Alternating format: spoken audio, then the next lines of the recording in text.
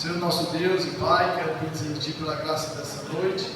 Obrigado, meu Deus, pela Tua destra fiel, que tem cuidado de nós até aqui. Que nessa noite, meu Deus, pela unção do Teu Espírito, Pai, que já está neste lugar com certeza, sobre cada vida aqui presente, venha falar aos nossos corações, meu Deus, Espírito, reter aquilo que o Senhor administrar, meu Deus, conforme a Tua palavra, o motivo pelo qual o Senhor nos chamou e nos arregimentou neste lugar.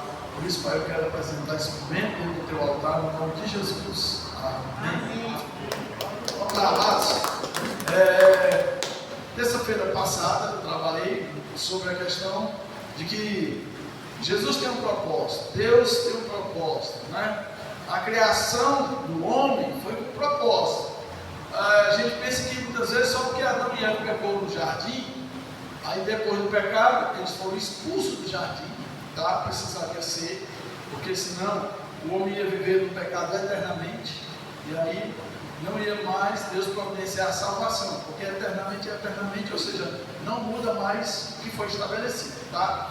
E eles precisaram ser expulsos do jardim, e Deus colocou ali um anjo com uma espada flamejante. Deus colocou um anjo, por quê? Porque amados, o jardim era o habitat de Adão e Eva. A tendência deles é querer morar lá, num mundo ainda que eles não conheciam, né? E aí depois que eles foram para esse mundo, né, aparentemente para ele hostil, tá? Sobre tudo aquilo que Deus criou, porque eles viviam num espaço onde Deus criou e proporcionou para eles, então eles não conheciam, né? E aí por causa do pecado, eles tiveram essa amarga experiência prematura. Por que eu digo prematura? Porque Deus tinha um propósito. Você acha que Deus criou Adão e Eva para botar nem um passarinho que tipo abrindo a gaiola e ele fica lá até ele morrer? Não, de jeito nenhum. E logo após eles saíram do jardim, Deus disse: bom, já que vocês aí transgrediram a lei, agora vocês estão aí, né, pela direção dos próprios pensamentos de vocês, infelizmente, né? E vocês agora vão crescer e se multiplicar. A ordem de crescer e multiplicar não foi só porque eles pecaram, não. Deus criou Adão e Eva para se multiplicar. O nosso Deus é um Deus de multiplicação.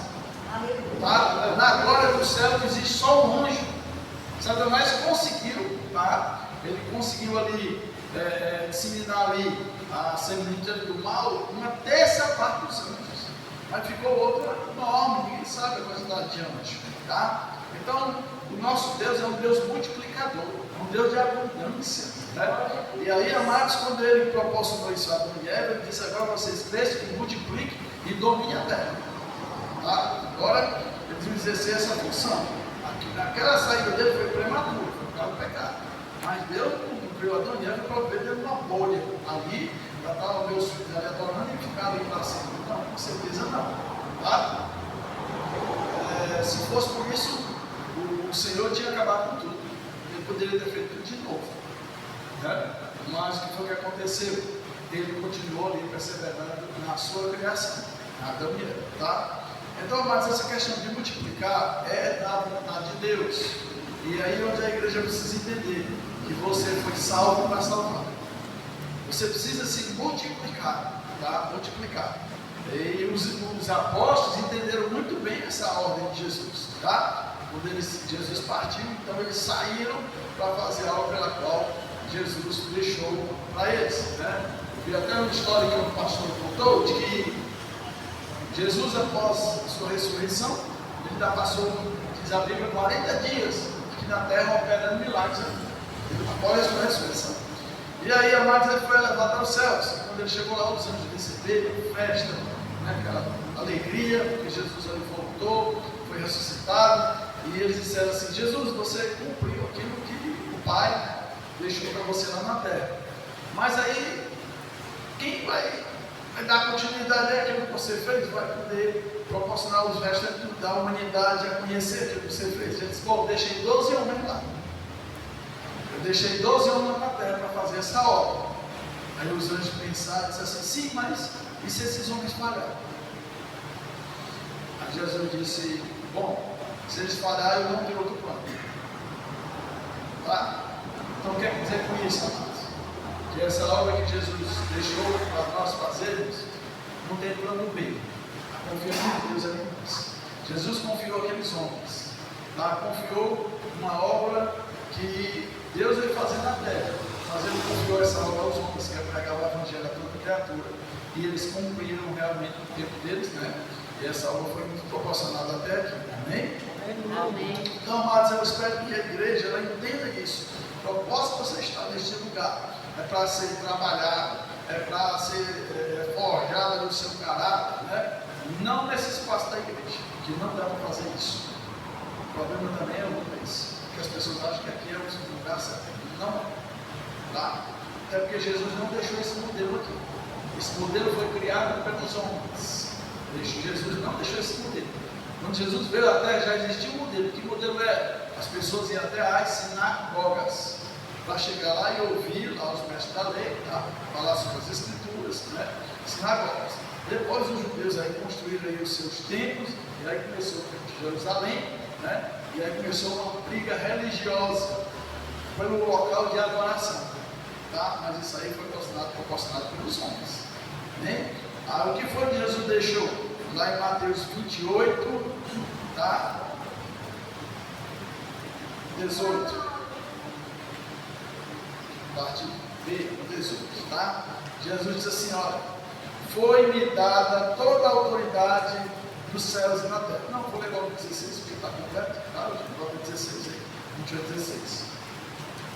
Os 11 discípulos foram para a Galiléia, para o monte que Jesus tinha indicado a eles. 11 discípulos, não era 12? E acabou se perdendo, né? A profecia, ela aconteceu, Judas Iscariotes, né? Acabou que ali abandonando o grupo, tá? Então foi os 11, né? Então, quando viram, adoraram, mas alguns duvidaram que Jesus tinha ressuscitado. Por quê? Porque, amados, infelizmente a visão deles ainda era terrena aqui. O problema dessa questão é que a visão dos discípulos ainda era terrena, tá? Então eles achavam que Jesus era um homem, ainda que tinha o poder dos milagres, mas acima de tudo a esperança deles era uma revolução política, tá? Era uma revolução, vou colocar aqui, religiosa, que eles entendiam como religião, tá? Que eles queriam que mudasse todo aquele governo de opressão pela qual eles estavam passando. Então essa visão é terrena. Mas será que a igreja também não está com essa visão terrena? Será que nós não estamos muito parecidos aqui com os discípulos antes de eles receberem o poder do Espírito Santo e serem chamados apóstolos, né? Então, eles receberam aqui o poder, a vida dele mudou. E a igreja recebeu o poder do Espírito Santo, foi liberado para a igreja. Mas a igreja, será que mudou esse pensamento? Será que nós temos que mudar? Como que? Eles aqui, muitos duvidaram, ou seja, não acreditaram que Jesus tinha ressuscitado. Visão humana. E aí, será que a igreja não continua com essa visão humana? De que ponto, pastor? De que ponto que a igreja está vivendo nessa terra, uma visão terrena, mas não espera a volta de Jesus, que é uma visão espiritual. Tá? Então, eu estou vendo que a igreja, uma parte dela também está aqui como discípulos. Aqui diz que alguns, eu não estou dizendo a igreja completa, mas alguns que eu vejo não têm uma esperança de Cristo, a volta dele. Continua numa visão terrena. Esse espaço religioso, nós cumprimos aqui, estamos vivendo uma religião e amém, obrigado. Por quê? Porque pelos comportamentos a gente acaba aqui deduzindo isso, tá? Então, Jesus aproximou-se deles e disse, foi-me dada toda a autoridade nos céus e na terra, tá? Por quê? Porque Jesus, como diz o apóstolo Paulo, ele abriu mão da sua deidade para se fazer carne, homem, não é? Ainda que o poder de Deus estava sobre a vida dele, sim, Jesus operava milagres, Jesus conhecia a intenção dos corações dos homens, tá? Mas, como dá entendimento, havia uma questão facial, porque aqui Jesus se fez carne, homem, né? E após a sua ressurreição, tá? Após a sua vitória na cruz, ele disse, toda a autoridade agora foi me dada nos céus e na terra, tá? Então agora não tem mais parcialidade, toda a autoridade, não foi só uma autoridade parcial, por causa que ele se fez homem, deixou a sua deidade, né? Sua deidade, amém? Então entenda isso, Jesus disse, toda a autoridade foi me dada nos céus agora e na terra também. Aí verso 19, portanto, vão e façam discípulos. Esse portanto é relativo ao que ele falou antes, toda a autoridade foi me dada nos céus e na terra. Portanto agora, eu tenho essa autoridade, eu tenho este poder nas minhas mãos e eu vou otorgar aqui a igreja. Portanto agora, vão e façam discípulos de todas as nações, batizando em nome do Pai, do Filho e do Espírito Santo. Vão, tá? Na nossa tradução aqui em português, mas no original é ide. Tem algumas Bíblias que diz ide, portanto, né? Ide, portanto, tá certo? Esse verbo aqui, ele está no gerúndio, né? Ou seja, ide, portanto, fazer discípulo. Tá? Esse verbo está no gerúndio que dá uma ideia de indo. O original é indo, certo? Fazendo discípulos. Não é só uma eventualidade da igreja, como eu estou dizendo aqui para vocês. Fazer discípulo não é um evento da igreja, tá? Ele é um ato da igreja, indo, tá? E fazendo discípulos, né? Batizando. Então, amados, o propósito é levar o batismo. O que é o batismo? É uma consciência. O batismo, amado, ele não é relativo a um banho que você vai levar dentro de uma água, piscina, pau de praia, lagoa, qualquer canto que seja. Eu vi até, amados, foi o Eugênio, mandou para mim, eu botei no grupo. Lá na África, amados, os missionários foram lá, pregaram o evangelho para aquelas tribos indígenas, tá? E leram essa questão de serem batizados. E ele disse: agora vocês querem ser batizados? Não tinha ser batizado. E aí, amados, vamos batizar. Agora onde? A areia que não falta lá, não. A terra é árida, sequíssima. Há pouca probabilidade na África, tá? A água lá, meu filho, é sinal de quem tem riqueza.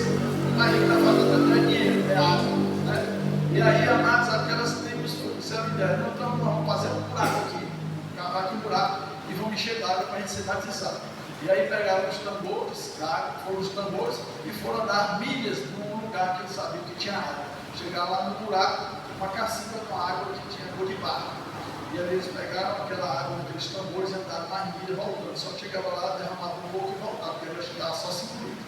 E eles então, nessa peleja deles aí, né? Eles acabaram enchendo ali aquele buraco de água e começaram a batizar aquela tribo.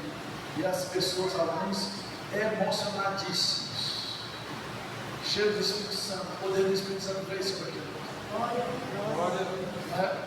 Aqueles homens pagaram o preço para buscar aquela água, porque eles colocaram grande importância para a vida deles serem batizados, porque estavam cumprindo as Escrituras. Mas o batismo não é opção de crente. Muita gente pensa que é opcional. Não é. Se você, meu filho, nasceu em Cristo Jesus, você tem que ser batizado. Não é opcional. Porque se você não for batizado, amados, em Cristo Jesus, você não tem parte com Cristo. E aí, lembra o que foi que Jesus fez com o discípulo 2, sentado a os pés? E aí Pedro chegou e disse: não, senhor, não precisa não lavar meus pés. Se você não lavar seus pés, você não tem que, você já for lavado pela palavra. Ele vou lavar meu corpo todo, não precisa, você já foi lavado pela palavra de Deus. Tá? Ele estava dando um exemplo de cego. Ele disse: se você não deixar lavar seus pés, você não tem parte comigo. Então, amados, todo crente em Cristo Jesus, ele precisa ser batizado. Agora, por causa, amados, da incredulidade, por causa da falta de convicção, de conversão das pessoas, as igrejas têm tomado certos posicionamentos no que diz respeito ao batismo. Tem igreja que aceitou Jesus, tá, batiza. Mas tem igrejas que, como a nossa, eu sigo a direção da nossa igreja, está ali o manual. Tá? Eu estou debaixo de uma liderança, de autoridade, e nós temos o nosso comitê da nossa igreja, que a pessoa confessou a Jesus e ela passa por um processo, porque o batismo é uma confissão de fé diante de Deus dos homens, que você realmente reconheceu a Cristo e a sua vida mudou. Então é isso que nós temos: o batismo bíblico, tá? Ela nas águas, foi com João Batista, arrependam-se. Agora, se você vê a pessoa diz que aceitou Jesus, mas continua no pecado, pelo arrependimento, vai ser batizado? Não. Porque o batismo é o resultado de uma vida de arrependimento. Como é que pode ser batizado? Não, eu me arrependi dos pecados. Amém? Tomar uma decisão? Sim, com certeza. Agora é daqui para frente. Tá? Então, amados, ser batizado não é opcional. Faz parte da vida de um crente que confessou Jesus como Senhor e Salvador. Sem batismo não tem parte com Cristo Jesus. Ah, pastor, mas aí essa pessoa aceitou Jesus e ela morreu todo dia, não foi batizar. Lá em Marcos 16 diz: todo aquele que crê e for batizado será salvo, mas quem não crê será condenado. Se não deu tempo, pelo amor de Deus, é Deus que vai julgar. Mas se deu tempo e você perdeu o tempo com o tempo que deu para você, aí, meu filho, o problema é seu. Amém? Amém. Portanto, vão e façam discípulos todas as nações.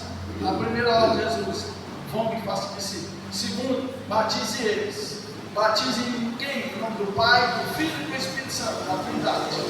Tá? E aí, outra ordem que Jesus deu: ensinando a obedecer tudo que eu ordenei a vocês. Não foi tudo que os homens ordenou a vocês, foi que Jesus ordenou. Porque hoje nós vemos muita coisa que as pessoas elas dão mais ênfase, dão mais valor àquilo que os homens dizem do que aquilo que Jesus disse. É as Escrituras, meu filho. Por isso que eu faço tanta questão aqui de usar exatamente a palavra de Deus, para não ficar naquilo que eu disse, tá? Ensinando a guardar tudo, foi tudo, não é só uma parte da Bíblia, não é só a parte de alguns textos, foi tudo que Jesus deixou para que fizesse, tá? Não é algumas coisinhas, não, é tudo. Ele disse: ensinando a obedecer tudo que eu ordenei a vocês, e a promessa, se estivermos realmente fazendo exatamente isso que ele deixou a igreja, e eu estarei sempre com vocês até o fim dos tempos. Essa é a promessa. Se eu estiver fazendo aquilo que Jesus deixou para me fazer, eu estou com você lá. Agora, a gente decide fazer aquilo que ele nem entende, não é porque eu acho, não vem com essa palavra, eu não acho, não. Se você vier alguma coisa que você pensa, eu vou dizer para você: abra a Bíblia e me mostre aí a sua base bíblica para o seu pensamento. Já começou pelo acho, não tem base. Eu acho uma questão involuntária, uma questão tem dúvida desse acho, né? Eu trato sempre isso com vocês, até com minha esposa também. Meu filho, será que tem aí essa aqui? Não, eu acho que deve ter. A gente fala isso com tanta convicção: eu acho que deve ter. Se não tiver, aí não vai dar certo, não. Então eu preciso ter certeza. Não, vai ter. Não vai ter. E até porque a palavra é Bíblia. Não é o que eu estou dizendo, é o que a Bíblia diz. A palavra do crente é sim, sim, não. Não é eu acho. Não tem esse meio termo. Não tem mais ou menos. Ou é sim ou é não. Fulano vai descer, vai. Fulano não vai. Não pode ser, talvez. Aí como é que dá para contar uma situação dessa? Fica muito vulnerável, né, mas então aprenda isso. Vamos ser bíblicos. Vamos voltar para a raiz, que é a palavra de Deus, e viver por ela. E com certeza, você vai tirar nota 10 naquilo que você for representar Jesus. Amém? Pronto. Como nós entendemos que nós estamos aqui, tá, para dar continuidade à obra dos apóstolos, que consequentemente a obra que Jesus fez, então nós entendemos que a nossa missão é fazer discípulos. Mas para fazer discípulo, eu tenho que alcançar pessoas. Eu falei isso aqui com o evangelismo. Tá? Eu tenho que pregar para alguém, e a partir daquele momento, agora eu vou conduzir aquela pessoa a Cristo Jesus. Tá? Eu trouxe esse ponto na terça-feira passada. Por que discipular?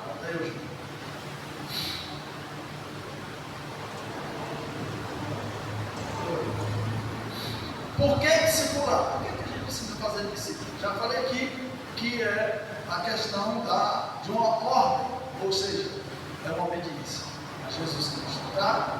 Então, eu trouxe por que discipular. Primeiro, discipular é importante porque ele fortalece a igreja, promove o crescimento espiritual dos membros e ajuda a se tornarem mais semelhantes a Cristo, além de ser uma maneira de obedecer à grande comissão. O propósito de discipular, amados, é tornar a pessoa semelhante a Cristo. Essa é o nosso estilo de vida, tá? Próximo, gente.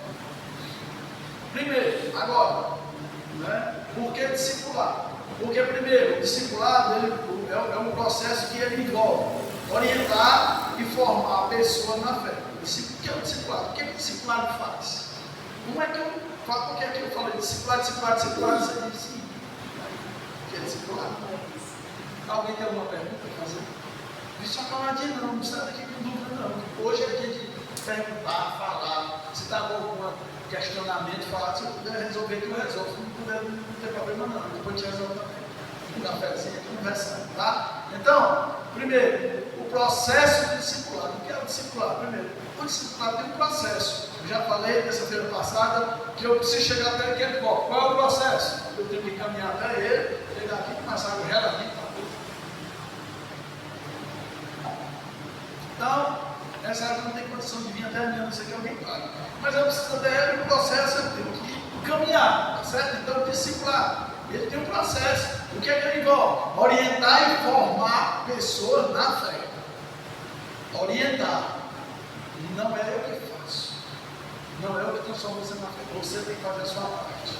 Tá? Certo? Orientar e formar pessoas na fé. O que é isso? Fazendo o que? Incentivando a comunhão. Por isso que eu trabalho muito aqui a comunhão. Mas eu desconfio que a pessoa realmente levou a vida a Jesus assim. Vamos ver. A nossa vida está resolvida quando eu digo assim, entreguei minha vida a Jesus, pronto, acabou-se. O que vocês acham? Amém. Graças a Deus. Graças a Deus. Não sei o que eu estou vendo aqui. Não, mas muita gente parece que entende isso. Não, eu aceitei Jesus. Aí que aquela diz, passa, vai uma vez por mês, quando você vai, não estou indo para a igreja. Não estou indo para a igreja. Uma vez por mês, vai para a igreja. Porque uma vez que ela foi, ela disse que aceitou Jesus. Não, é bastante. É o primeiro passo de um reconhecimento da necessidade que eu tenho. Eu sou pecador, estou lascado. E eu preciso de Jesus para me livrar da grande condenação. Não é de Deus, é do meu pecado. Tá? Não é Deus que condena, é o pecado da gente. Tá? Né? Então, incentivando que é a comunhão. E eu desconfio. E a pessoa, amados, que diz que aceitou Jesus, então não está entendendo de que nós precisamos viver em comunhão. Que é comunhão, junto. Aí vai pessoas isoladas. Não tem dificuldade de introduzir os irmãos da igreja. Não, isso não é uma vida de cristão de jeito nenhum, tá? Jesus, o que foi que ele fez? Ele separou aqueles homens. Ele ficou lá com o pai dele, o outro lá na esquina, o outro lá. Não. Os dois tomaram uma decisão e comunharam com Jesus, caminharam com ele, tiveram comunhão com ele. Ele ensinou isso, tá? Incentivando a comunhão, o apoio mútuo e a multiplicação de novos discípulos. Discipulado é isso, tá? O processo é esse. Tá, ok? Ponto 2. E o discípulo, por que discipular? Para o crescimento da igreja e dos indivíduos. Aí, que crescimento é esse? Não é o crescimento numérico. Hoje em dia eles estão procurando isso. Tanto que está tão na mente das pessoas que quando a gente chega lá em Fortaleza diz assim, irmãos, quantos membros já tem na tua igreja? Porque para eles o importante é a quantidade. Para Deus não é. Eu fico muito triste com isso. Sabe? Eu fico muito triste. Eu tenho dificuldade de responder a pessoa. Não é porque eu tenho primo, mas também não é isso. É por causa da mentalidade da pessoa. Muitas vezes ela traz isso. Mas é isso que está sendo pregado. É isso que está sendo ensinado para as pessoas. Tá? A igreja, o pastor é bem sucedido quando ele tem uma igreja grande. Mas aqui não está dizendo isso. O discipulado é para o crescimento da igreja e dos indivíduos. Tá certo? O que ele está dizendo aqui? Para o crescimento que é espiritual e que torna a igreja fortalecida. Indivíduo, está falando de o que é de indivíduo, de unidade, de um. Então ele traz aqui que o discipulado ele é para a igreja e para o indivíduo. Certo? Vocês estão entendendo aí? Ele fala da igreja como todos, irmãos e como indivíduo, ou seja, nós temos responsabilidade para cada um de nós. Então, nós, eu, certo? Claro. Ponto 3. Por que discipulado? Porque o discipulado fortalece a igreja, lá no começo ele falou. Ele ajuda a construir uma comunidade mais madura, com membros que se apoiam mutuamente e fortalecem uns aos outros na fé. Não é porque você conhece a Bíblia que você pode dizer que é mais maduro. Pelo contrário, eu vejo tanta gente que conhece a Escritura, mas é tão perdido. É imaturo nas suas atitudes, é imaturo nos seus posicionamentos, é imaturo no seu estilo de vida, é imaturo no seu relacionamento, mas conhece a Bíblia. E daí? Não, mas não é só conhecer a Bíblia e pronto, acabou-se, não. Faz parte de conhecer, com certeza, conhecer as Escrituras, tá? Mas o poder de Deus, e Jesus disse, ensinando, mas primeiro disse que faça discípulo. Alcança a pessoa, esteja junto dele, e ensina ele exatamente para isso, tá? A igreja madura, amados, é uma igreja fortalecida, é uma igreja onde Satanás muito pouco pode colher essa igreja. porque ele não vai ter vez. Ele colhe muito, sabe aonde? Na igreja imatura. Dos crentes que acham que sabe, conhece a Bíblia, é porque ora muito e porque jejua muito. Isso não traz maturidade. Maturidade ela traz através do discipulado. Sentar, amados, e tratar a sua vida, a Bíblia, o caráter da pessoa. Isso sim. Mas as pessoas acham que se apoia nisso, porque eu conheço a Bíblia, porque eu fiz um seminário de teologia, estudar a palavra, conhecimento da Bíblia, se aprofundar. Deve fazer sim. Mas isso não é bastante não. Amém? Então, mais madura com membros que se apoiam mutuamente e fortalecem uns com os outros. Mais uma vez o apoio mútuo, ou seja, o apoio da comunidade, uns para com os outros. Próximo. O discipulado, por que discipulado? Porque ele promove o crescimento espiritual. É um processo de transformação que ajuda as pessoas a viverem de acordo com o ensinamento de Cristo, aproximando-se dele dia após dia. Amados, você já leu as cartas? Pense numa parte da Bíblia aqui, amados, que eu vejo que se nós conseguimos aqui viver aquilo que o apóstolo Paulo deixou, não só nas suas 21 cartas, nas 13 cartas, né? Mas na restante das cartas, amados, a gente vive perto de Jesus. Porque as cartas é exatamente o resultado do discipulado. Amém? As cartas ensinado da igreja foi aquilo que foi trabalhado no discipulado de Jesus. A Bíblia não vai esmiuçar, amados. 3 anos que Jesus passou com o discípulo, tá? Discipulando eles, minuciosamente, não, mas as cartas estão trazendo exatamente isso. As cartas têm aqui, ele trata a igreja, mas trata individualmente. Maridos, filhos, obedecerem, né? Os nossos pais, marido amar sua esposa, ele trata casal, ele trata filhos, ele trata pastores, ele trata ali, e aí vai. Amém? Então, amados, vivendo de acordo com os ensinamentos de Cristo, aproximando dia após dia dele, de quem? De Jesus. Sim. Por que discipulado? Porque o discipulado multiplica a liderança, formar novos líderes que carregam a visão da igreja adiante, e o que é essencial para a sua vida, sua vitalidade e longevidade. Amados, discipulado formando líderes. Esses homens e mulheres que estão aqui, eu prego para vocês, foram discipulados. Tá? Temos aqui que já está com 5 anos. 3 ou 2, não mais que isso. Mas por que eles estão aqui? Por que eles estão pregando? Porque eles foram discipulados. Porque eles foram acompanhados. Eles foram orientados de acordo com a palavra de Deus. E é por isso que eles estão aqui. Se eu não fizer isso, aí eu vou ministrar para uma pessoa aqui que não foi discipulada, porque conhece a Bíblia, e daqui a pouco abre a boca e fala besteira, fala algo que não está na Bíblia, ele acha que ouviu. Porque tem só o que tem, meu filho. Tem cada asneira do povo. Eu sei que eu já falei para vocês, o irmão chegou para mim, não, pastor, esse negócio aí, esse negócio de dar microfone para qualquer lugar, traz esse problema para a igreja. Eu aprendi isso muito com o meu pastor, tá? E aí o irmão falando que estava lá um pastor, uma pessoa foi convidada para pregar na igreja dele, ele não estava lá nesse dia, mas a esposa dele estava, e ele chegou e falando ali sobre a ressurreição de Cristo, e dizendo que quando chegou lá, ele não falou nos anos, ele disse que ele falando sobre as mulheres, né? As mulheres hoje estão empoderadas, as mulheres hoje estão afetamento, mas aí ia chegar ao ponto de dizer que as mulheres chegaram lá no trono de Jesus e elas rolaram uma pedra, por isso que a mulher só tem força, a mulher tem poder, tem força mesmo, eles rolaram a pedra. Onde é que está isso na Bíblia? Que a mulher rolou a pedra, as mulheres rolaram uma pedra. É nem norma daquela, os anjos fizeram isso. Pois é, para isso você vê, tá? Com certeza essa pessoa não foi discipulada. Vamos dar, isso passa mais rápido. Pronto, o que é discipular? Reduz riscos espirituais, ajuda a evitar desequilíbrios e outros males, pois a comunhão e a edificação se tornam mais profunda com obediência e amor ao próximo.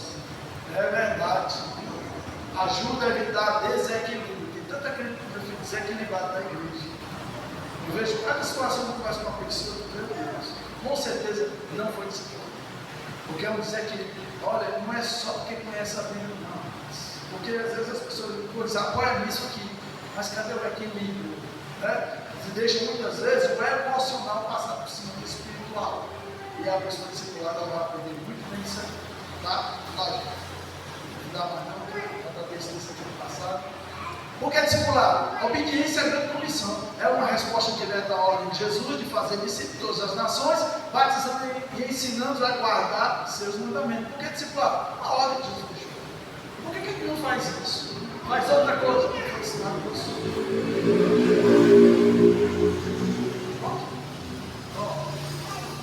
Tem mais. Demonstra, porque é discipular? Demonstração de amor. Discipulado é uma forma de demonstrar o amor ao próximo, guiando a Jesus e ajudando em sua caminhada de fé. Discipular, amados, é uma forma de que eu dizer que eu amo meu irmão. Eu quero ajudar ele a ser igual a Jesus. Eu quero ajudar ele a caminhar na fé, tá? E ele a guardar a volta de Jesus. Então, discipulado é realmente uma expressão de amor, viu? Jesus disse, olha, o que tem na mente? Jesus disse, Jesus ele amou ele, seu discípulo amou até o fim. Fim de quem? Do discípulo dele. Passou um tempo, continuando agora amando, mas cada um dos discípulos teve a sua missão. Mas Jesus amou eles todos. Não amou Judas, amou mesmo. É que ele amou Judas mesmo, tá? Então, discipulado, você é discipulador, você é uma expressão de amor de Deus para o seu irmão, tá? Discipulado, um processo de discipulado, ele é a formação, né? O processo de discipulado é formação, não apenas informação. Não se trata apenas de transmitir conhecimento, mas de formar o caráter da pessoa para que ela reflita a Jesus. Mas eu fui ensinado, eu fui discipulado, sabe quantos anos? 11. Porque eu tive o privilégio de morar na igreja e o meu pastor também passa mais tempo na igreja do que na casa dele. Tá? Porque ele chegava às 8 horas da manhã na igreja, no máximo, às 6, 7 horas, e ele só voltava para casa às 10, 11 horas da noite, porque ele passava mais tempo na igreja. Logicamente, eu passava mais tempo com ele, tá certo? E eu morava na igreja. Então, amados, foi exatamente isso aqui. Eu recebi não só informação, mas acima de tudo fui formado, tá? Não se trata apenas de transmitir conhecimento, mas de formar o caráter disso. Porque, olha, hoje em dia está faltando isso na igreja. Caráter, né? É crente que mente. É crente a líder que dá calote. Isso é falta de caráter. É tanta coisa, quando eu escuto, amado, chega aqui, eu meus ouvidos certas situações de pessoas líderes da igreja, eu fico triste com isso. Mas pode ter certeza, você conversa com essa pessoa, não foi discipulado. Mas também discipulado por quem? Né? Porque o apóstolo Paulo diz assim: sejam meus imitadores, como eu sou de Cristo. Sejam meus imitadores, assim como eu sou de Cristo. Então ele tinha respaldo. Certo? Amém? Pronto, porque discipular? Viver a vida em conjunto envolve compartilhar os altos e baixos da vida, não ser uma ligação apenas de uma hora ou só um momentozinho. Amado, coisa melhor do mundo é você ter um discipulador, porque você tem realmente certeza de que você tem uma pessoa com você, uma pessoa que está ali para lhe ajudar. Como eu já falei, da sua família pode até lhe rejeitar e dar as costas, mas o seu discipulador, porque Jesus, amado, não abandonou nenhum. A vontade do Pai que nem se tem. Pode da sua própria família lhe rejeitar, mas o seu discipulador, não, ele está junto com você. Porque, primeiro, porque ele ama. Segundo, porque ele está ali cumprindo um propósito. Ele é Jesus.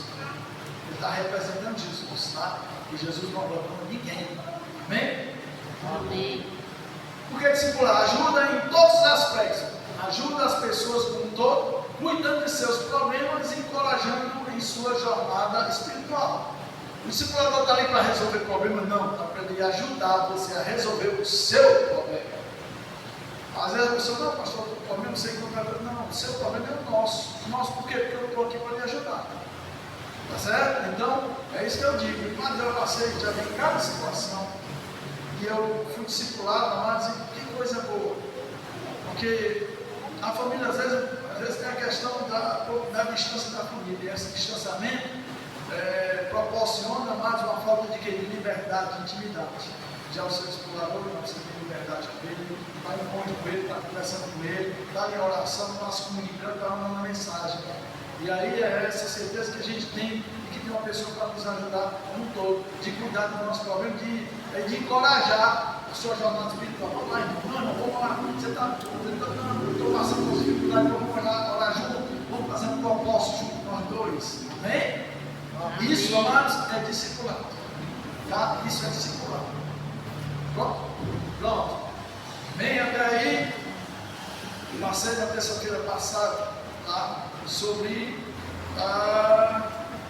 por que discipulado. Tá?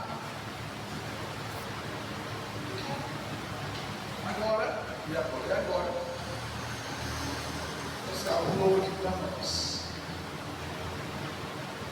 Amados, o discipulado, ele é um processo, como a gente viu aqui, de formação. Formação como? O Isaac, essa criança, ela está sendo formada. Ela está sendo formada, ele está sendo num processo de formação. Agora, o que vocês acham? A mãe e o pai deles não sabem, agora puxou a conta ali, a gente vai dar só o seu gargal e decidir para aprender a ler, escrever, e aí vai. Você acha que tinha condição de criança aprender a ser formado sozinho? Até porque a cadeira dele está zerada, a tendência é ele absorver, ele pegar o que vier. Assim é o crente que não é discipulado. Ele é formado por onde? Por aquilo que dizem, e hoje nem se fala, internet. Hoje, meu filho, que tem de má formação cristã, aqui ó, porque as pessoas não mais ouvem esse troço aqui do que a palavra de Deus. Né? É tanta gente com cada convicção, de uma pessoa, ó, tem cada situação nesse que a gente está vendo aqui, amado, tem cada pessoa, difícil, eu tenho que falar, cada pastor desviando da sua conduta. Porque começou a raciocinar, começou a pegar e achar que ele tem autoridade de mudar a Bíblia. É isso que eu estou dizendo, autoridade de mudar a Bíblia, porque chegou um pastor muito renomado no nosso meio, e ele chegou e disse: a Bíblia tem que ser reformulada para 2024. Está vendo? Quando chega esse nível, né? Chegou outro que respaldando uma festa que teve de, sei lá, confraternização, onde os pastores, o pessoal lá, era charuto e cerveja. E esse pastor de uma igreja chegou a colocar o ponto dele de visão de que isso aí não tem problema, que se fosse qualquer um, você não tomar refrigerante, é porque também traz mal ao povo. Olha só, olha aí. Vendo? O que é que nós estamos tendo hoje em dia, mas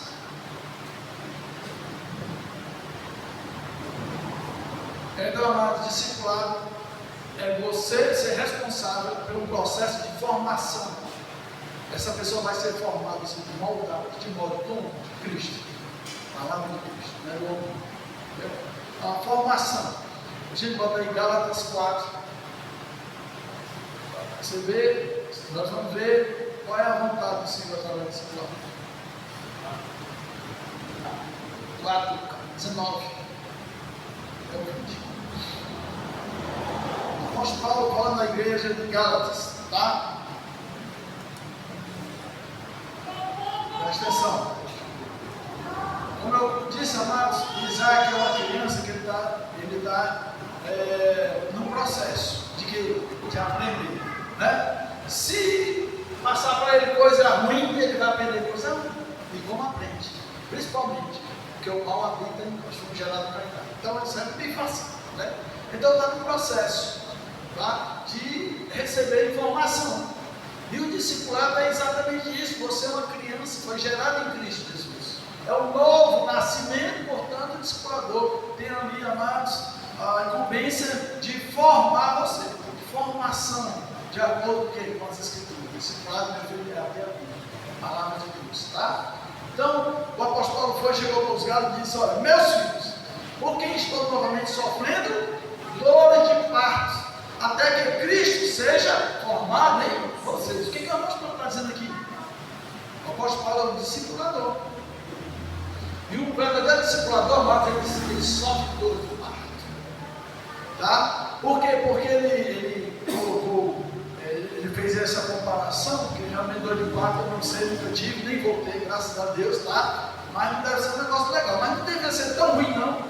Porque hoje não, mas antigamente a mulher tinha 10, 20, 18 filhos, então dor de parto não ia doer muito, não. né? Porque passava para ser 18 anos da maternidade, teve dor de parto, então hoje em dia tudo bem, tá? Mas aí, amados, a expressão dele é: meu amor por você, de você crescer, de você nascer de Jesus, é tão forte que é como se fosse dor de parto. Tá certo? Então, meus filhos, aos Gálatas, a igreja de Gálatas, tá? Da Galácia, novamente sofrendo dor de parto, até que Cristo seja formado em nós. Está vendo aí? O processo circular é uma intensidade. É uma intensidade. A minha esposa está dizendo que briga, sabe traduzir isso. É uma gravidez. Né? O discipulador ele vai gerar esse filho espiritual. Tá? Não é para ser 9 meses. O discipulado ele não é finito. Tá? É até a volta de Jesus, não sabe como é. Tá? Até que Cristo seja formado em vocês. É Cristo Jesus. Tá? E ele diz: como eu gostaria de estar com vocês agora e mudar o meu tom de voz, pois estou perplexo quanto a vocês. Isso aqui não, só essa pergunta, e depois ele vai justamente esse arriba aqui. Então, amados, coloca no estudeiro, eu vi que é melhor.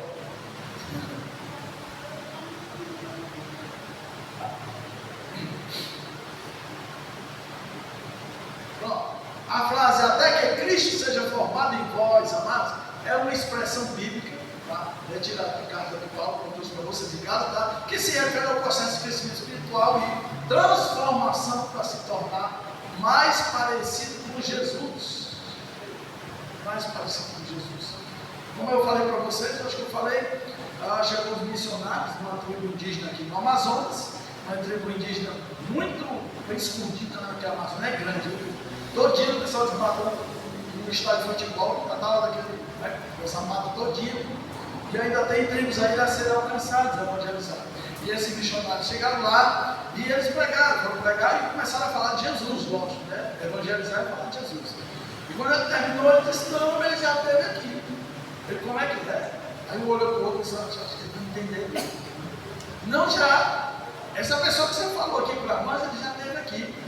Aí quando foram ver mais, quando ele foi descobrir, que ele pensava, ele não sabia, há muitos anos atrás tinha lá um missionário e pregou para eles. Mas o que foi que eles disseram? Não, ele já teve, Jesus já teve aqui com a gente. Tá? Por quê? Porque meu filho, esse missionário, era a verdadeira, eu vou colocar aqui, expressar a forma de encarnação de Jesus. Ele aspirava a Jesus. Tá? Então é assim que nós devemos ser. Né? É uma expressão bíblica tirada do processo de crescimento espiritual e transformação para se tornarem parecidos com Jesus. Ei, a gente precisa se parecer com Jesus. Sabe por que as pessoas se converteram e não se converteram aí? Porque falta a igreja se parecer com Jesus. A igreja hoje quer se parecer com qualquer troço desse mundo aqui. Vamos aproveitar e descer a riba agora. Olha, estava conversando com você, com os líderes. Hoje eu estou questionando esse tipo de conversão que tem na igreja. Porque, pelo menos no meu tempo, eu sou conversa. Está com 27 anos. No meu tempo, amados, a pessoa se convertia, ela abandonava o pecado. No meu tempo, amados, quando a pessoa se convertia, ela deixava de imitar o mundo e ia procurar imitar as escrituras de Jesus. No meu tempo era assim. E eu vejo que isso ainda continua acontecendo em certos casos. Eu tenho a minha filha, Thaís, 36 anos. Há muitos anos atrás, ela foi lá na igreja, quando eu morava na igreja, eu dei uma Bíblia para ela. Na parte dessa Bíblia eu escrevi, da dedicação. E quando foi agora, há pouco tempo, ela chegou para mim e mandou uma mensagem: pai, eu estou lendo a Bíblia. E eu li aqui o texto tal, eu li do Novo Testamento, instruí ela. Ela disse: pai, eu li isso, é assim mesmo. Ela foi falar o que ela entendeu, exatamente isso. Eu achei até. Leu a Bíblia e já estava traduzindo aquilo que ela entendeu. Jóia. E aí estou lendo ela depois, pai, eu terminei o Novo Testamento. Agora eu vou lá com o Antigo Testamento de guerra. E ela disse: pai, assim eu estou sentindo certas coisas em mim, porque meu cunhado gosta de tomar umas bebidas baianas, e ela também tomava uma cervejinha desse quando. Ela disse: pai, antes de eu tomar uma cervejinha, que claro, eu perdi a vontade de beber. Aí ela disse disse outra coisa. Quando ela veio aqui um tempo atrás, a minha irmã fez uma tatuagem aqui, uma florzinha aqui, o pessoal quando quer ver ela uma tatuagem, faz uma escondida, bate subaco, mas assim, esconde, bate subaco, uma virilha aqui dentro da roupa, para fazer, para poder, né, porque eu vou contar hoje. Aí, amados, ela foi e fez, e pensou, eu vi que ela tinha feito uns passos aqui no braço dela, eu olhei e disse nada.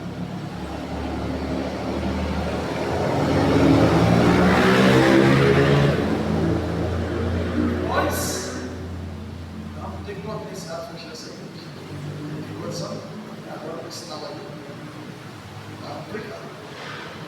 Começar a oração. Olha, aí a minha filha falou: pai, eu quero tomar uma cerveja aqui pro lado, tem aqui no freezer. O meu cunhado lá botou lá, mas disse que mas de vontade aquilo ali. E outra coisa, cara, se eu pudesse, eu tirava as tatuagens que eu mandei fazer. E eu pensando, e está cheio de crente lá na minha igreja, doido para fazer tatuagem. Mas é só dizer que não é pecado, não tem problema. E logo que eles estão procurando os tatuadores que não, você não acha? Não, meu filho. Tem crente procurando razão do que tatuagem não é pecado. Mas não é aquilo que eu coloco no meu corpo que é pecado, é a sua mente. É o motivo pelo qual eu coloco o pecado. Cadê essa conversão, mano? Porque a genuína conversão não é exaltando minha filha, porque eu também, pai, eu digo, filho, eu sei, eu passei por esse processo. Ela não botou o pé na igreja, não. Ela não foi na igreja. Ela começou aonde? Na Bíblia. O problema é que muita gente está na igreja e não está na palavra. O problema é esse, aí não se converte nele, não. Aí está olhando para o mundo. O mundo, vem de cabelo de cor azul, vermelho, rosa, bota cor não sei aonde, tá para não sei onde, tá, roupa não sei aonde. Eu disse, eu sei, filho, porque ela não foi para a igreja ainda. E tem mais testemunho que eu gostei. Ela disse, pai, não foi, foi sábado. Pai, eu terminei de ler e eu fui orar. E eu disse para Deus, eu quero que o Senhor me dê uma direção, qual é a igreja que eu vou? Ou eu vou para a igreja evangélica ou eu vou para a igreja católica. E vamos fazer o seguinte, se alguém me convidar, ou para uma ou para outra, eu vou. Aí ela disse que foi tomar banho, arrumou e tal, quando voltou, estava ouvindo lá o celular, tinha uma mensagem, era minha irmã, que mora lá no Maranhão, chamando ela para a igreja, ela está indo para a igreja lá, Aí eu disse, pai, então pronto, eu já falei com você, já me respondeu. Tá vendo, mano? Aí eu questiono que desgraça está dentro da igreja, que os crentes estão dentro da igreja, mas doido para fazer aquilo que o mundo está fazendo. Teve festa aqui, quinta, sexta, eu tenho certeza que tinha crente lá naquele meio. Não, fui só ver. Ver o quê? Aquilo que você sabe que tem lá, você foi ver porque os olhos não estão em Cristo. Porque quem está em Cristo não quer ver nada daquilo. É radical, meu filho. O crente tem que ser radical para o pecado. Pastor, é radical, meu filho. Tem nada que está compartilhando com mais coisas. Porque no meu caso eu respondi, filho, não, filho, eu sei. Para mim também foi isso. Eu ganhei uma Bíblia, fui ler a Bíblia e Deus me libertou da bebida, da prostituição, e aí vai, sem botar o pé na igreja. Então eu vejo que a razão amada é essa, que as pessoas estão na igreja, mas não estão em Cristo, aqui na palavra, na Bíblia. E aí estão doidos para ver as coisas do mundo, atrás de um motivo que, mas pecado tem uma tatuagem, porque eu quero trazer uma rosa no braço, para fora, o que tem? Agora, qual é a tua intenção? Qual é a tua intenção? O problema é a intencionalidade. O dinheiro não é pecado, mas ele pode ser transformado. A partir do momento que você colocar ele em primeiro lugar para qualquer coisa. O amor ao dinheiro é a raiz de todo mal. Mas ele mesmo, se não é pecado, ele não é bom. Pensa, não é bom? Não está na minha carteira, cadê? Fala aí.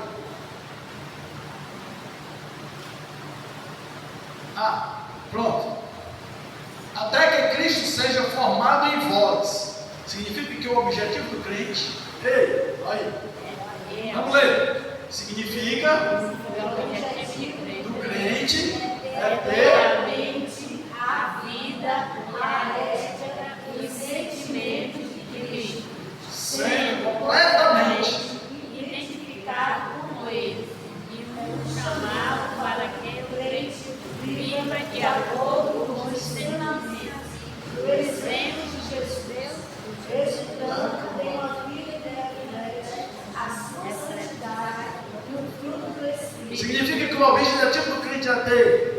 Mente de Cristo, não é mente do mundo, não.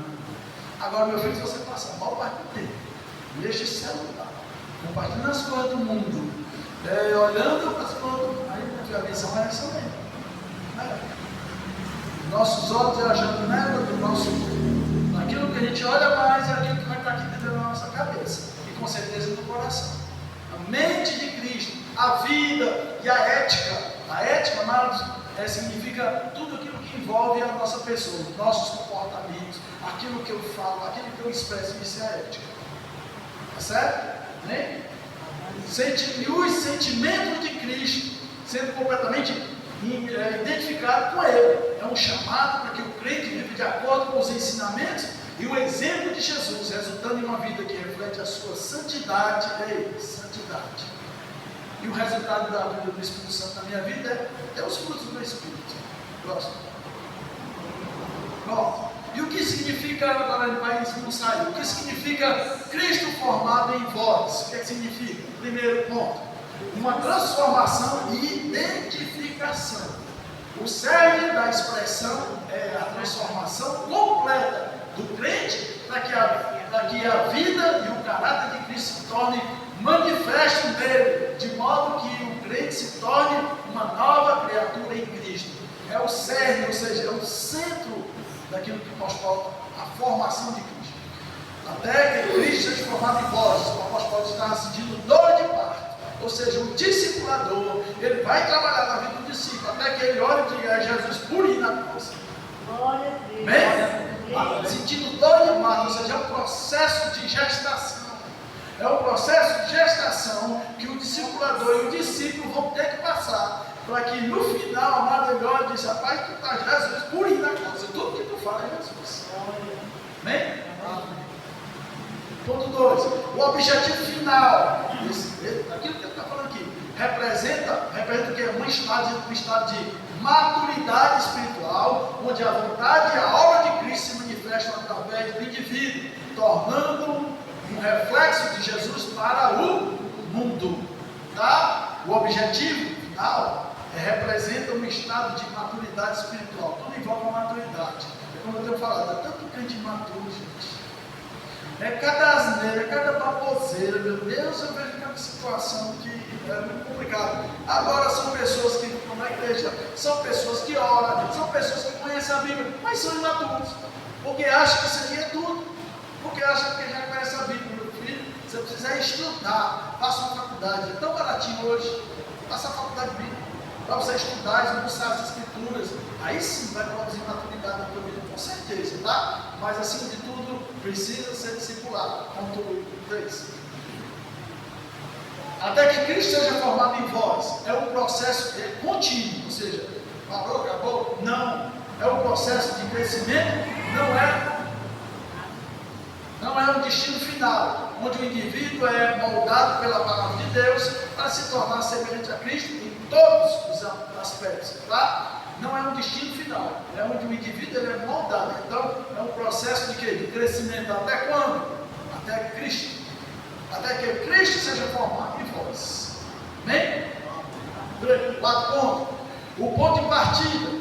A fase de apóstolo Paulo é uma resposta à imaturidade espiritual dos Gálatas, que estavam sendo influenciados por legalismo e outras ideias que opunham a fé e graça de Cristo. Está vendo? Mas nunca Satanás abriu mão disso aí. A igreja da Idade Média ela foi altamente abalada por filosofias humanas, pensamentos de homem. Mas nós estamos vendo aqui, amados, quantas coisas você já viu na internet? As pessoas vivem perguntando. Sai fora disso. Tem que não tem maturidade para ver certas coisas que estão aqui na internet, que estão publicando. Não tem maturidade.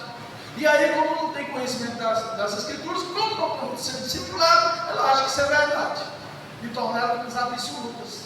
Ah, meu filho, está totalmente errado. Por que o apóstolo Paulo está dizendo isso aqui? Ora, porque a resposta é a maturidade espiritual dos Gálatas que estavam sendo influenciados no legalismo. Não, legalismo, que é, amados, é você dizer, ó, isso aqui está estabelecido, é desse jeito que ninguém muda. Amado, a palavra de Deus é imutável. A palavra de Deus.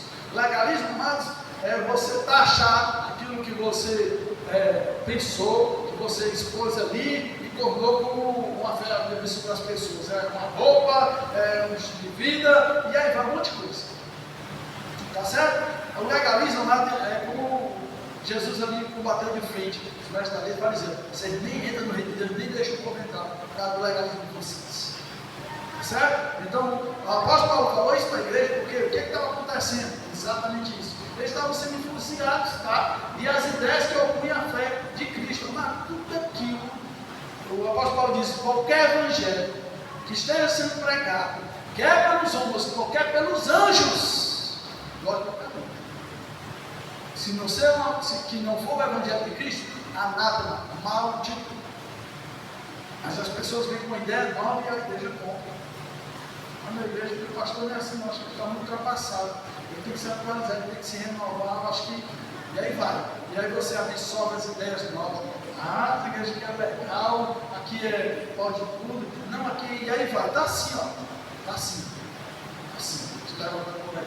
Religiões, que todos os caminhos são bons, que Deus é amor, que Deus não condena, e aí vai. A pessoa, você vai ser legal. Isso é melhor que lá meu autor, que lá o pastor. A gente sai da torre dos cultos. A gente sai, pastor, quebrado, tem tanta paulada, tanta cajatada lá. É melhor essa igreja, porque aqui só tem aqui uma almofadazinha, uma coisa, um ventilador. Assim só tem coisa boa lá. Sempre evangelho é coisa ruim. Mas tem a realidade de vida. As pessoas partem para a realidade, tá? Olha lá o jeito. Como acontece? Até que Cristo seja gerado em vós, em vocês, em nós. Como que isso acontece? Isso acontece através de um relacionamento vital e profundo com Cristo, onde a vida é extraída de sua própria vida. E o indivíduo vive a sua paz e amor e alegria. Né? Paz, meu filho, paz cuidando do coração. As pessoas estão buscando a paz do mundo. A paz momentânea, passageira, a paz vã. Melhor é a paz que Cristo dá no nosso coração. Que essa paz não depende das circunstâncias, muita gente está infeliz. Eu acho que eu vou desistir. A pessoa foi, pastor, está aqui na igreja não, mas conheço tantas pessoas, outras que mandam mensagem para mim, perguntam cada coisa. Pastor, eu fiz um propósito dele, mas pelo amor de Deus, depois que eu fiz o propósito, as coisas piorou. Aí a pessoa acha que vai desistir. Não entendeu, não. Você não sabe o que é fazer um propósito com Deus. A partir do momento que você faz um propósito com Deus, os céus, a terra vai se levantar contra você. O mundo, eu digo o mundo vai se levantar contra você. Passa com vocês. Em resumo, até que Cristo seja formado em vós, é um chamado para que os cristãos se desenvolvam continuamente em sua fé, para que as qualidades e o caráter de Cristo se tornem parte integrante de sua própria vida e a identidade do mundo. Identidade, amor, é aquilo que você apresenta e está lá, todos os seus dados. A igreja precisa ter identidade. A igreja matriz evangélica perdeu a identidade. Tem religiões aí que não tem essa identidade dela. Desse jeito acabou-se. O que é que acontece com muitas igrejas evangélicas? Só vem de lá, quando chega aqui quer mudar, aquilo não está estabelecido. Tem que ser a identidade do jeito. E muitos estão buscando uma identidade mudando. A nossa identidade, meu filho, é Cristo. As pessoas olham, você puxou aqui a identidade, está aqui a identidade. Quando eu, não, isso aqui não é Jesus, sou eu. Começar a produzir aqui uma identidade. Não, meu filho, mas eu quero que você me dê a sua identidade. Está aí, ó. Está aí, sou eu. As pessoas olham. Amados, quando vieram prender Jesus, tiveram dificuldade de reconhecer ele, não foi? Por que Judas disse lá para os mestres: olha, quando eu chegar lá, ele vai lá nas ovelhas, lá. E aí quando eu chegar lá, aquele que eu der o beijo, aí vocês prendem. Ué, Jesus não é aquele cara que o pessoal pinta, molda, faz aqueles faz marketing de Hollywood, da Marvel, né? Aquele homem, cabelos longos, olhos azuis, aquela barba assim bonitinha, aquele negócio. Não era assim. Então os outros eram os pescadores, como diz aqui, mal cuidado. Era os cabamentos, era todo mundo no mesmo nível. Nem barbeiro existia naquele tempo. Acho que não, né? Existia, acho que cabeleireiro, não sei como é que tinha naquela época, né? Hoje não, os homens tudo bem cuidado, né? O cabelo e tal, cabelo tudo feito, cabelo tudo partidinho, né? Mas, amados, então, Jesus era, o discípulo estava parecido com Jesus. Se era feio, todo mundo era feio. Se era bonito, era todo mundo bonito. Mas na Bíblia diz que lá em Isaías que Jesus não tinha beleza nem formosura. Então, não dá mais para seguir a Jesus porque ele era bonitão. Não.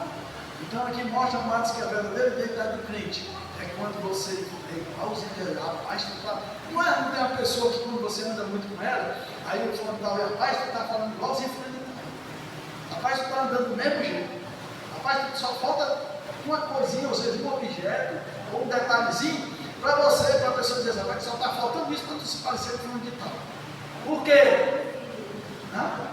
Geralmente é o pai e o filho, tem até uma comanda. Por quê? Porque foi gerado, tá? Porque essa identidade foi gerada. O pai gerou a identidade do filho, por isso que ele se parece tanto com o pai. Amém? E esse é o trabalho discipulado, é assim. Ele vai gerar Cristo em vós, tá? Cristo, até que Cristo seja formado em vós. Amém? Amém. A gente fica hoje por aqui. E eu espero, amados, que a igreja assimile tudo aquilo que tem sido ministrado. E outra coisa mais importante, colocar em prática.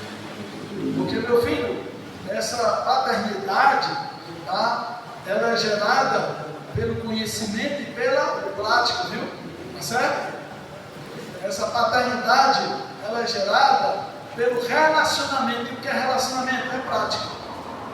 Amém? Amém. Vamos dar continuidade, com certeza, a esse trabalho no que diz respeito ao discipulado, até porque essa igreja aqui, a Marta, ela está envolvida nesse trabalho. Nós vamos cumprir a missão que Jesus deixou para nós. Agora, nós temos um momento.